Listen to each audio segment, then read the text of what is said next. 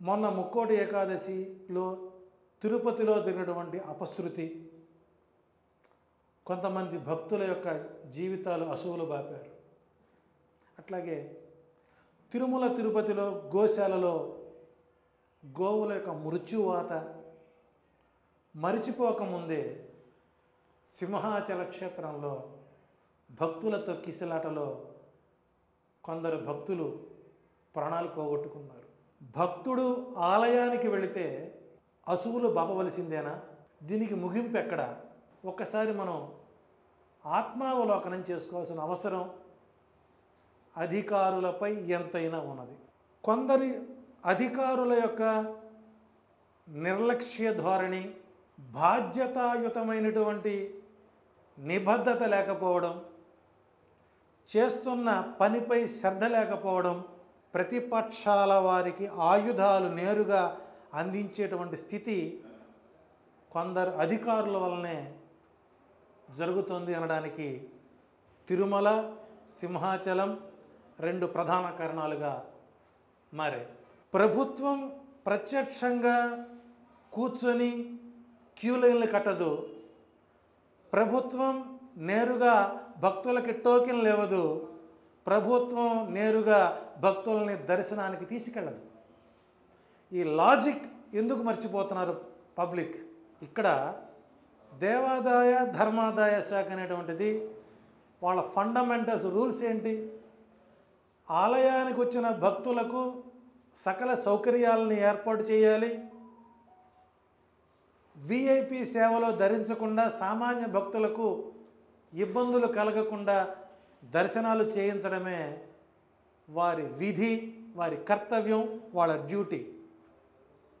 అయితే శతాబ్దాల నుంచి ముక్కోటి ఏకాదశి వస్తుంది, సింహాచలంలో చందనక్షేత్రం జరుగుతుంది, చందనోత్సవం జరుగుతుంది అనేది ఒక ప్రణాళికాబద్ధమైనటువంటి ఆలోచన చేసుకోవాల్సిన అవసరం లేదా?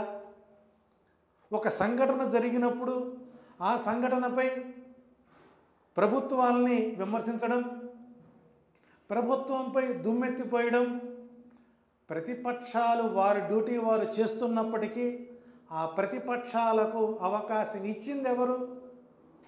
నిజాయితీ, నిబద్ధత లేనటువంటి అధికారుల ప్రధాన పాత్ర. ముక్కోటి ఏకాదశిలో జరిగినటువంటి సంఘటనలు కానీ, గోశాలలో జరిగినటువంటి సంఘటనలు కానీ, నేడు సింహాచలంలో జరిగినటువంటి సంఘటనలకు కానీ కేవలం పూర్తి స్థాయిలో అధికారుల యొక్క నిర్లిప్తతే. అధికారుల బాధ్యత వహించాలి.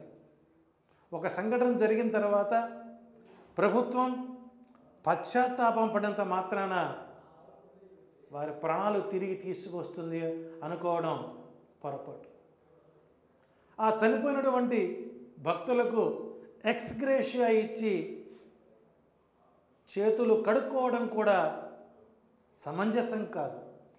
ఎవరైతే ఈ బాధ్యత తీసుకున్నారో, ఎవరైతే ఈ సింహాచల క్షేత్రానికి కానీ వైకుంఠ ఏకాదశి సంబంధించినటువంటి క్షేత్రానికి సంబంధించినటువంటి సంఘటనలో ఏ అధికారులైతే పూర్తి బాధ్యత వహించారో అప్పటికప్పుడు ప్రభుత్వం స్పందించి వారిని సస్పెండ్ చేయడమో లేకపోతే ఇంకొక చోటు ట్రాన్స్ఫర్ చేయడం వల్ల ఇది సర్వసాధారణంగా మారిపోవడంతో పాటు ఇంతకంటే ఏం చేస్తారులే అనేటువంటి ఆలోచన ఆ అధికారుల్లోకి తప్పనిసరిగా వారి మెదడుని తొలుస్తుంది.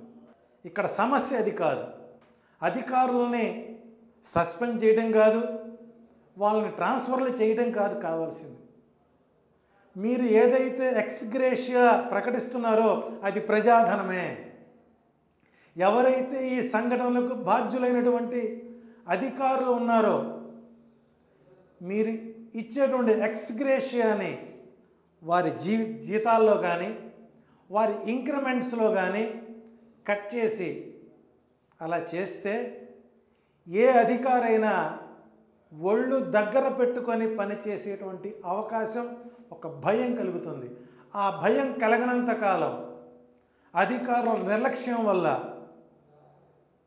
ఇలా ప్రతిసారి ఎక్కడో ఒక పుణ్యక్షేత్రంలో ఇలాంటి సంఘటనలు జరిగి భక్తులకు మనోభావాలు దెబ్బతిని చివరికి దేవాలయాల మీద దేవుడి మీద నమ్మకం సన్నగిల్లేలా ఉండే అవకాశాలు ఎక్కువగా ఉన్నాయి.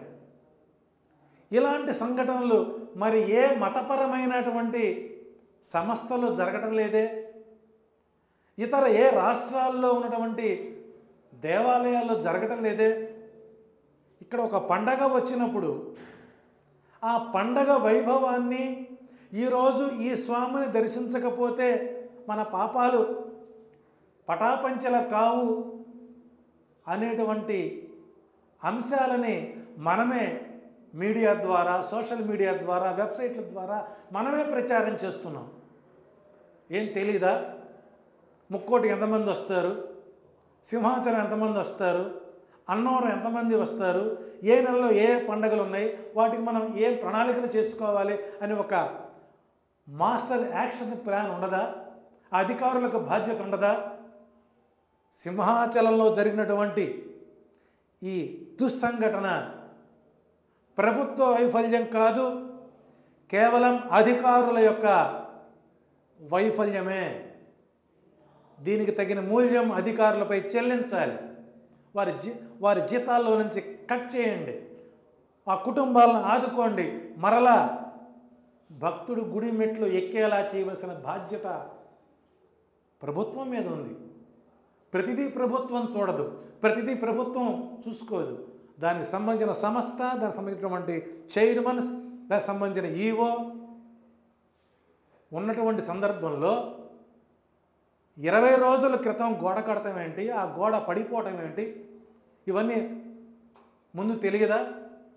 కాబట్టి ఒక్కసారి ప్రధాన దేవాలయాలపై వచ్చేటువంటి పండగలపై ఒక మాస్టర్ ప్లాన్ తయారు చేసుకొని ఒక కమిటీని వేసి ఇటువంటి రద్దీ వచ్చినప్పుడు మనం ఎలా ఎదుర్కోవాలి అనేటువంటి అంశాలపై తమిళనాడులో ఉన్నటువంటి కొన్ని దేవాలయాలని విజిట్ చేయండి. కర్ణాటకలో కొన్ని దేవాలయాలు ఉన్నాయి, విజిట్ చేయండి. దానికి తగినటువంటి భద్రతలను ఏర్పాటు చేసి భక్తుల మనోభావాలని దెబ్బతీయకుండా చూసుకోవాల్సినటువంటి గురుతర బాధ్యత మాత్రమే ప్రభుత్వంపై ఉంటుంది తప్ప అధికారులు చేసిన నిర్లక్ష్యానికి ప్రభుత్వం బాధ్యత వహించకూడదు. ప్రభుత్వం బాధ్యత ఒక పదవి, ఒక అధికారి, ఒక నియంత్రణ ఇచ్చినప్పుడు వాళ్ళు చేయాల్సిన బాధ్యత తప్ప ప్రతిదీ ప్రభుత్వం క్రీకన్నుగా చూడదు. ఇటువంటి అవినీతి, నిబద్ధత, నిజాయితీ లేని అధికారులు చేసేటువంటి పొరపాట్ల వల్ల ప్రతిపక్షాలకు ఆయుధాలనిచ్చి ప్రభుత్వంపై బురద జరిగేటువంటి అధికారులని తక్షణమే ఆ సంస్థ నుంచి తొలగేలా చర్యలు తీసుకోకపోతే రాబోయే రోజుల్లో ప్రభుత్వానికి ఇది ఒక మాయని మచ్చగా మారే అవకాశం ఉంది. 2029లో జరిగేటువంటి సార్వత్రిక ఎన్నికల్లో ప్రతిపక్షానికి ఇది ఒక ఆయుధంగా మారే అవకాశం ఉందని తెలియజేసుకుంటూ, ఇకనైనా దేవాదాయ ధర్మాదాయ సంస్థల్లో పనిచేసేటువంటి అధికారులు పూర్తి బాధ్యత వహిస్తూ మీ బాధ్యతలను నిర్వర్తించండి. ప్రభుత్వానికి చెడ్డ పేరు తేకూడదని మీ ద్వారానే కోరుకుంటున్నాను.